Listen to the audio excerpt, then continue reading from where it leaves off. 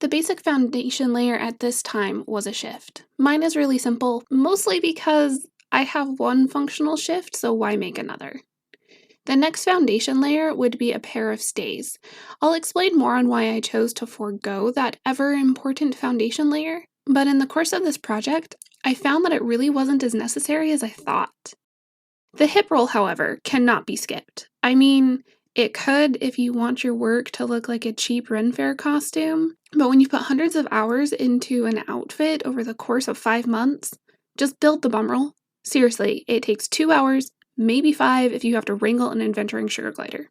The next layer is the hoops, or if you make them the correct size, a farthingale. This is the point where I've made my first conscious decision to go for more historical interpretation than historical accurate, whatever that means. If you look at the shape of the farthingales in portraiture, they seem to be able to fit nicely through a standard doorway. When making my hoops, I didn't think that that would be dramatic enough for this dress, so I went bigger.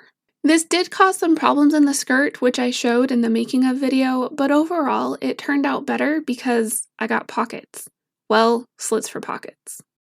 With the hoops on over the bum roll, you can see the correct silhouette from the side. From this silhouette, we are going to use conscious design choices to further enhance the iconic Italian shape that we are going for. When they started the conservation of the Eleanor de Toledo burial gown, all of the vegetable fibers had rotted away, leaving only the protein fibers, silk, wool, leather, and the like, as well as the metal threads used on the embroidery. Because of this, it is unclear if the underbodice was a boned pair of stays or a self-supporting underbodice. Luckily, we have a second extant garment found in Pisa. When they began the conservation on the Crimson Pisa gown, it was found that the red velvet skirt was sewn directly to a brown corduroy underbodice. This underbodice also seemed to be unboned, which led me to the opinion that a self-supportive bodice could be used instead of a pair of stays to create the correct shape. I will note that the Crimson Pisa gown was heavily altered prior to being put on a statue of a Madonna where it lived until its time of conservation, and that the underbodice and skirt could have been reconstructed at that time. But the fact of the matter is we truly don't know.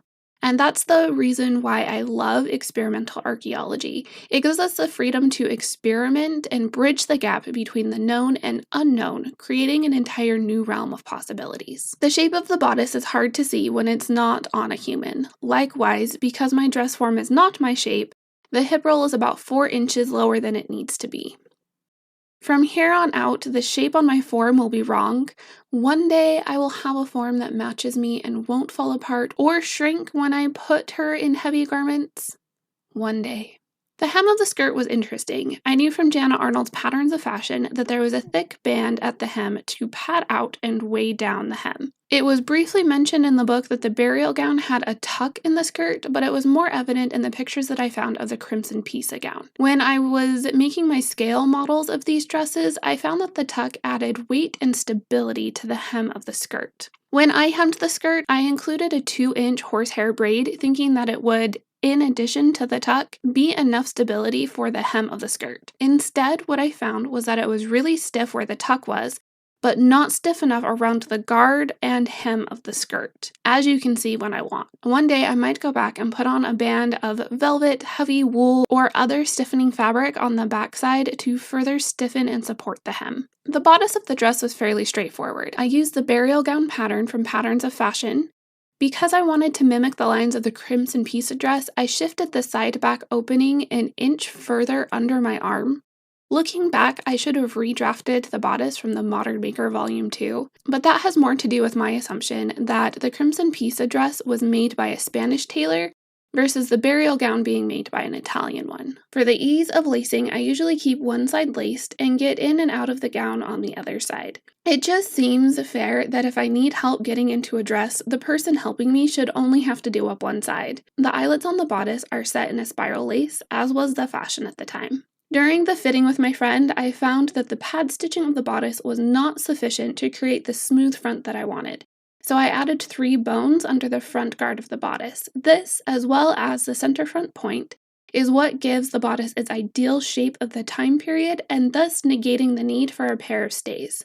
Which is fabulous for me because it makes the garment more comfortable as well as reduces the layers that I have to wear. Lacing rings were sewn into the shoulder straps as well as the cap of the sleeves, so that way the sleeves could be tied on. Ah, the sleeves. I talk more about the design choices of the sleeves in their making of video. All I have to say is I am so happy I overcame my anxiety and made them. They are truly a work of art. The sleeve cap was the second place I made a conscious design choice that varied from history. At this time, you would have seen floofs at the shoulder, like what I made for my silver dress.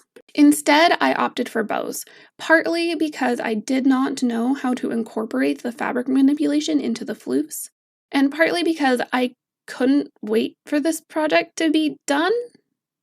Yeah, that one. Mostly that one. The overdress is the last piece of this gown that we are going to cover. When I originally saw it in the Modern Maker Volume 2, I found it interesting. It was what I would consider a transition garment. It bridges the gap between the fitted doublet dresses introduced to Florence in 1570 and the sackback gowns of the 1700s. Because of the weight of the train as well as the sackback, it was important to get the balance of the garment correct. And I still don't think I achieved it. The overdress closes up the front with hooks and eyes, and yes, they are white. This is what happens when you do a big dress build in the middle of the plague and use what you have rather than leave the house. The back of the dress is cut to billow out with no shape or definition. To allow for this, as well as the fitted front of the bodice, a set of lacing rings is sewn into either side of the side back seam, with a ribbon running through them to hold the tension. Right now, I have it set as a spiral lace because I didn't have enough ribbon to lace it properly. Again, we can thank the plague for this. The combination of the fitted front and the sack back gives an interesting silhouette for the time period. It is also magical knowing that you have found and made a garment that helped transition two distinct styles in history. The decorative sleeves on the overdress are wonderful. I don't really have much else to say on them. They were part of the overdress and I loved them so much I kept them. It also allows for those woven sleeves to pop anymore and they deserve to be shown off. The split front skirt is also bound with the same fabric as the bodice and sleeve lining. I chose to hand stitch this down so that way it would be mostly invisible when worn. The hem, on the other hand, is completely machine stitched. I figured no one would be looking too close to my hem, and if they were, well, that's awkward. I stiffened the hem with the same 2-inch horsehair that I used on the skirt with similar satisfaction. Because of the split front, the underside of the hem would most likely be seen at some point, which means that I would need to source a matching material. But the other concern that I have on further stiffening the hem is that it would cause the train to be heavier and thus pulling the skirts back as I walk. I mean, even more than it already does. When I made my Ravenclaw dress last year, I thought I had peaked. I had wanted that dress for so long and had finally made it. What I didn't realize is that it was a stepping stone. It taught me useful skills and gave me the courage to do it again. Seeing my research over the past 7 years at that point to come to life fed my desire to learn more. And so I did. And as a result, the Spanish gown was born.